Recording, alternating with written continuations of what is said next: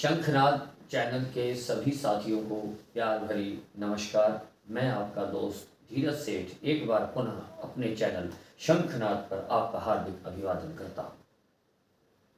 हमारी संस्कृति का शुभारंभ हमें अपने आप से करना होगा। अपने आप से कैसे करना होगा? अपने आप से ऐसे किया जाएगा कि हमारा जो परिवार है, हमारा जो परिवार, जिस परिवार में हम रहते हैं, हमारे भाई, हमारी बहन, हमारे बच्चे, परिवार किसे कहते हैं? परिवार आज से कुछ समय पहले हमारे समाज में संयुक्त परिवार होते थे। सभी घर के बड़े एक साथ रहते थे, जिसके अंदर चाचा होते थे, ताऊ होते थे, हमारे छोटे चाचा होते थे, मंझले चाचा होते थे, बड़े बड़े ताऊ जी होते थे, छोटे ताऊ जी होते थे। सभी भाई एक परिवार में रहते थे, उनके बच्चे एक साथ रहते थे। और जो हमारे समाज में वृद्ध हैं, आज के बुजुर्ग हैं, हम जब उनसे पहले किसी ज़माने में बात करते थे तो वह भी यह कहते थे, हम 16 भाई बहन हैं। इसका मतलब 16 भाई बहन एक ही माता पिता के नहीं, चाचा ताऊ के सबके मिला के 16 भाई बहन। ऐसी अनेक महिलाएं भी हमको मिली समाज में जो कहती हैं, मैं 9 भाइयों की एक बहन हूं। तो 9 भाई एक पिता के नहीं, चाचा ताऊ के सबके मिला के 9 पुत्र और किसी एक की पुत्री, तो वह उनकी बहन हुई। इसको हम लोग परिवार मानते थे। लेकिन पहले संयुक्त परिवार होते थे, अब सीमित परिवार हो गए हैं। कुछ समाज का समय ऐसा आ गया, आज का वर्तमान समय, कि एक भाई बेंगलोर चला गया, दूसरा भाई अहमदाबाद चला गया, तो अलग अलग रहना ही है। वर्ष में 2 वर्ष में एक बार हमारी मुलाकातें होती हैं, 2 दिन 4 दिन 5 दिन के लिए, बात खत्म हो जाती है। अब परिवार छोटे हो गए। लेकिन हम इसको भी परिवार मैं नहीं मानता। जो पहले कुटुंब हुआ करता था, मैं उसे भी परिवार नहीं मानता। वस्तुतः जिस परिवार की हम जानते हैं, एक कुटुंब के सभी भाई बहन, या एक ब्लड रिलेशन के सभी बच्चे, या एक ही खानदान के सब लोग एक परिवार नहीं हो सकते। वह कुटुंब हो सकता है, लेकिन परिवार नहीं हो सकता। आप कहेंगे क्यों नहीं हो सकता? वह परिवार ही तो है। यह परिवार कैसे है? परिवार वस्तुतः उस सामाजिक संस्था को कहते हैं जहां परिवार का प्रत्येक व्यक्ति एक दूसरे के लिए जीता है, एक दूसरे के बारे में शुभ सोचता है, एक दूसरे के बारे में प्रत्येक व्यक्ति अपने दूसरे परिवार के सदस्य के लिए चिंतित रहता है, जहां अपने लिए दुख और दूसरे के लिए सुख की कल्पना की जाती है। कल्पना से मतलब अपने लिए कठोर और दूसरे के लिए उदार प्रवृत्ति अपनाई जाती है। जहां दूसरे का सुख अपना सुख माना जाता है, जहां दूसरे की संतुष्टि अपनी संतुष्टि मानी जाती है, जहां एक दूसरे के प्रेम के साथ रहा जाता है और एक दूसरे को सहयोग करते हुए उसको आगे बढ़ाने के लिए, उसको ऊपर उठाने के लिए, उसको ऊर्ध्वगामी जीवन प्रदान करने के लिए जिया जाता है, उसको परिवार कहा जाता है।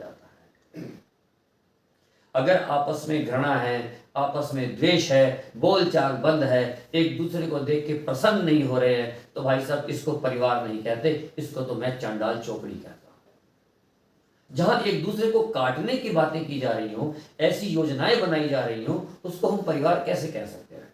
हम उसको परिवार नहीं कह सकते।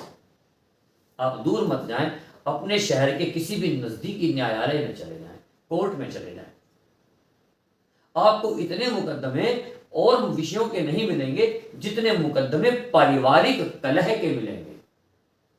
भाइयों के झगड़े मिलेंगे, चाचा ताऊ के झगड़े मिलेंगे, चाचा भतीजों के झगड़े मिलेंगे, यहां तक के बेटा और बाप के झगड़े मिलेंगे, पिता पुत्र के झगड़े मिलेंगे, पति पत्नी के झगड़े मिलेंगे। तो क्या आप इसको परिवार कहते हैं? क्या इसी का नाम आदर्श परिवार है? यह परिवार नहीं है, चांडाल चौकड़ी है। जो अपने लिए उदार और दूसरे के लिए कठोर हो, उसे परिवार हम कैसे कह सकते हैं? हम उसे परिवार नहीं कह सकते भाई साहब। परिवार के लिए त्याग की भावना होनी चाहिए, सहनशीलता हमारे भीतर होनी चाहिए, आपसी प्रेम, आपसी सौहार्द होना चाहिए, उसको परिवार कहते हैं। परिवार का एक मुखिया होता है।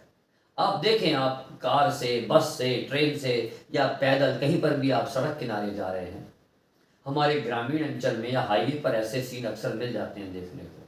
कभी कल्पना करके या कभी उस तरफ देखिएगा, उस एक दार्शनिक की दृष्टि से आप कभी प्रकृति का अवलोकन करें और उसको आप इस जीवन शैली में पारिवारिक जीवन में आप इसको बिठा करके देखें। मैंने देखा है, मैंने अनुभव किया है, जो मैं आपसे साझा कर रहा हूं। क्या देखा? आप सड़क के किनारे निकलते चले जा रहे हैं और आप रोड के खिड़की से बाहर आप रोड के किनारे के खड़े पेड़ों को देख रहे हैं, पौधों को देख रहे हैं जो अपने आप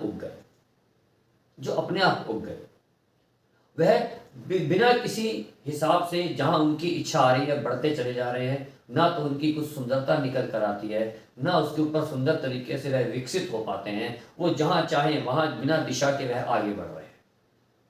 ऐसे ही जब हम किसी पार्क में जाते हैं, किसी बगीचे में जाते हैं, किसी उद्यान में जाते हैं, तो वहाँ का एक जो परिश्रमी, जो कठिन परिश्रम करने वाला माली होता है ना, वो उनकी गुड़ाई भी करता है, उनको खाद भी देता है, उनको पानी भी देता है और आवश्यकता पड़ने पर उन पौधों की कटिंग भी कर देता है। ऐसे ही परिवार का मुखिया, यदि हमारे परिवार का मुखिया संस्कारवान है, हम एक दूसरे को प्रेम सौहार्द के साथ जीवन को जी रहे हैं और एक दूसरे का सहयोग कर रहे हैं, हाथ से हाथ मिला करके उसके साथ हम खड़े हैं, तो फिर हमारे परिवार का एक एक फूल सुंदर सुगंधित फूल बन करके निकलेगा। पिछले एपिसोड्स में हमने आपको यह बताया कि एक माता पिता वह नहीं होते जो बच्चे को जन्म देते हैं। माता पिता वह होते हैं जो बच्चे को संस्कारवान बनाते हैं, हम उनकी यह उत्तरदायित्व बनता है कि माता पिता होने के नाते वह इस राष्ट्र को कैसा नागरिक प्रदान कर रहे हैं। और राष्ट्र को अच्छे नागरिक प्रदान करने का केवल और केवल एक ही साधन है और उसका नाम है परिवार। और परिवार भी कौन सा साथियों? आदर्श परिवार। आदर्श परिवार जहां होगा वहीं से संस्कारवान संतानें निकल कर आएंगी। क्योंकि हम जिन विद्यालयों में, आज के जिन स्कूल्स में, जिन कॉन्वेंट स्कूल्स में हम अपने बच्चों को पढ़ा रहे हैं साथियों, वह शिक्षा दे रहे हैं, संस्कार नहीं दे रहे। संस्कार तो हमें अपने घर से अपने बच्चों को देने हैं। और आज की जो नई जनरेशन है ना, जो नए बच्चे, हमारी आज की पीढ़ी के बालक हैं, जो पहली, दूसरी, तीसरी और 5th क्लास, 5वीं क्लास तक के जो बच्चे हैं, 8वीं क्लास तक के जो बच्चे हैं, इन बच्चों को कुछ सिखाने की आवश्यकता नहीं है। एक जनरेशन अलग है, यह सिखाने से नहीं, यह देखने से सीख जाती है। घर के बड़ों को चाहिए परिवार का माहौल, परिवार का वातावरण सुंदर बनाएं, संस्कारवान बनाएं, बच्चों से अच्छे अच्छे विषयों पर बात करें, बच्चों को अच्छी अच्छी कहानी सुनाएं, कथाएं सुनाएं, बच्चों को घर के अंदर सुंदर चित्र लगाएं। ऐसा ना तो वातावरण बनाएं, ना घर के अंदर ऐसे हल्के मजाक करें कि जो बच्चों के कोमल भावनाओं को ठेस पहुंचाए। उनके सामने संस्कारवान तरीके से बात करें, अपने माता पिता से संस्कारवान ढंग से बात करें, उनके सामने किसी की निंदा इत्यादि ना करें। बच्चों से अगर आप बच्चों के करियर की, पढ़ाई की और होमवर्क की बात करते हैं, तो साथ ही उनके साथ उनके संस्कारों की भी बात करें। हमारे समाज का खोखलेपन का एक उदाहरण मैं आपको दे रहा हूं। डाइनिंग टेबल पर माता पिता बच्चों के साथ जब चिकन खाते हैं और फिर बच्चों को शिक्षा देते हैं कि बेटा किसी का दिल नहीं दुखाना चाहिए, तो यह केवल खोखली बातें हैं और कुछ नहीं है। हमें खुद को प्रमाण बना करके प्रस्तुत करना होगा, तभी हमारा परिवार आदर्श परिवार बनेगा। शंखनाद चैनल को लाइक करें, सब्सक्राइब करें और बेल आइकन को दबाएं ताकि हमारा अपडेट सबसे पहले पहुंचे आप तक।